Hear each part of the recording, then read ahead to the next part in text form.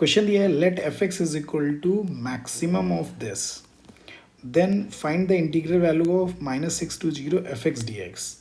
अब देखो हमें ये पता है कि भाई इस क्वेश्चन के लिए अब किसी को अभी मॉड है, अगर जैसे मान ली ये एक्स प्लस 3 के मॉड ग्राफ बनाना है, तो हम लोग ये देखते हैं मॉड के जो अंदर दिया है उसको 0 के इक्वल कर देते हैं, तो -3 पे विक्ट्री से साइन बना लेते हैं। अब देखो यहाँ पे जैसे क्वेश्चन में क्या दिया है, mod of x+1, mod of x+2, ऐसे डैश डैश करके मॉड ऑफ x+5, यानी इसका मीनिंग ये हुआ, मैंने क्या किया इस क्वेश्चंस के लिए जो हमें नंबर्स लेने हैं वो कहाँ से कहाँ तक लेने पड़ेंगे, एक -1 आ रहा है, एक -2 आ रहा है, ये वाली वैल्यू कहाँ पे 0 हो रही है, -1 पे, ये -2 पे, ऐसे ये -5 पे, तो स्टार्टिंग पॉइंट हो जाएगा -5, फिर -4, -3, -2 एंड -1।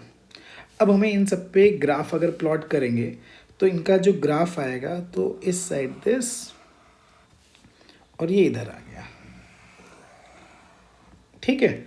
तो अब देखो ये जो लेफ्ट हैंड साइड वाले का ग्राफ होता है तो वो तो राइट हैंड साइड का तो वो इटसेल्फ के इक्वल हो जाएगा, और जो इस साइड आ जाएगा वो माइनस टाइम आ जाएगा, y is equal to minus time x+1 आ जाएगा। सेम पैटर्न पे हमने सेकंड ग्राफ प्लॉट कर दिया, ये ग्राफ आ गया, चूँकि लाइन्स पैरेलल आ जाएंगी। फिर इसी तरह से नेक्स्ट ग्राफ प्लॉट किया x+3 के लिए, ठीक है। फिर हमने नेक्स्ट ग्राफ प्लॉट किया 4 के लिए,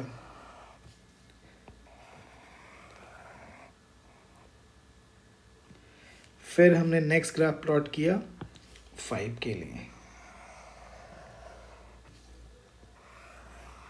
ये ग्राफ आपका आ गया। अब आपको पता है अगर मैक्सिमम, चूँकि देखो यहाँ पे अगर हम सबसे मैक्सिमम के लिए बात करें, चूँकि मुझे कहाँ से बात करनी है -6 से लेके, तो -6 यहाँ कहीं पे हो जाएगा, और कहाँ तक बात करनी है 0 के लिए। अगर हम इन सब के लिए मैक्सिमम के लिए बात करते हैं, ठीक है, तो सबसे जो मैक्सिमम जो वैल्यू आएगी, आप देखो ये वाला जो ग्राफ है वो सबसे मैक्सिमम आएगा, वो भी किस पोर्शन में, इस पोर्शन से आगे। देखो अगर ये करोगे तो यही वाली वैल्यू देखो यहाँ 0 पे रखोगे तो 0 पे सबसे ज़्यादा वैल्यू इसी पे दे देगा कि नहीं देगा, आगे अगर ग्राफ प्लॉट करेंगे, ठीक है। ऐसे -1 पे बात करेंगे तो -1 पे भी सबसे मैक्सिमम वैल्यू यही वाली देगा, क्योंकि इसके करस्पॉन्डिंग यहाँ पे वैल्यू आएगी, इसके करस्पॉन्डिंग यहाँ वैल्यू आएगी, इसके करस्पॉन्डिंग ये, इसके करस्पॉन्डिंग तो यही है, ठीक। तो इसका मतलब सबसे मैक्सिमम वैल्यू जो आएगी वो ये आएगी। ये किसका ग्राफ है, x+5 वाले का, तो इसका राइट हैंड साइड में तो ये किसका ग्राफ हुआ, x+5 का, और सबसे मैक्सिमम ये x-1 वाले का ग्राफ हुआ, ठीक। तो इसका माइनस टाइम दिस हुआ, तो यही दो ग्राफ रहेंगे अल्टीमेटली, यानी जो ग्राफ आपका बनेगा वो आ जाएगा कहाँ से, और चूँकि इन दोनों का पॉइंट ऑफ अगर इंटरसेक्शन देखें x+5 का -x+1 के साथ,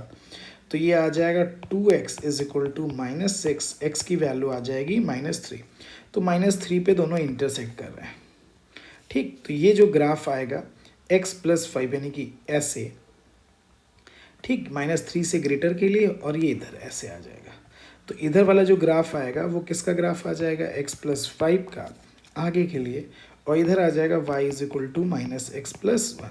तो अब हमें इंटीग्रेशन करना है -6 से 0 fx dx, तो इसका मीनिंग क्या आ जाएगा, -6 to -3 fx dx, और ये कितना आ जाएगा, -3 to 0 fx dx आ जाएगा। अब इसके अकॉर्डिंग जो वैल्यू आएगी -6 to -3, अब देखो -6 to -3, -6 से लेके -3 में जो सबसे मैक्सिमम वैल्यू आएगी, ठीक, जो सबसे मैक्सिमम आएगा वो कौन सा आएगा, ये वाला ग्राफ, यही तो सबसे मैक्सिमम आएगा इस वाले पॉइंट तक, क्योंकि ये जो है ये जो पॉइंट होगा वो ये कॉमन पॉइंट है, यानी यहाँ पे स्ट्रेट लाइन से, तो यही वाला सबसे मैक्सिमम आ जाएगा, ठीक। तो इस केस में इसकी वैल्यू आ जाएगी -x-1 का dx, और फिर -3 से लेके कहाँ के लिए 0 तक कौन सा सबसे मैक्सिमम आ जाएगा, ये वाला ग्राफ मैक्सिमम आ जाएगा, तो इस पॉइंट पे कितना आ जाएगा, x+5 हो जाएगा आपका, ठीक, ये dx आ जाएगा, ठीक। अब बताओ इसका इंटीग्रेशन कर लेते हैं, तो इसका इंटीग्रेशन आ जाएगा -x+1 का होल स्क्वायर बाई 2, लिमिट आ जाएगी -6 -3 प्लस x+5 का होल स्क्वायर बाई 2, लिमिट आ जाएगी -3 एंड 0। तो अगर वैल्यू रख देते हैं तो ये माइनस टाइम -3 रखा तो 4/2 और ये 25/2, वो भी माइनस का। इसमें रख दे रहे हैं तो 0 रखेंगे तो 25/2 और -3 रख रहे हैं तो -4/2। तो ये माइनस टाइम था तो यानी माइनस कॉमन लेंगे तो दोनों क्या हो जाएंगे, सेम हो जाएंगे। तो 2 टाइम्स 25 - 4/2 यानी इसका मतलब 21। तो इसका आंसर क्या आ जाएगा, 21। तो इट मीन्स आंसर इज 21।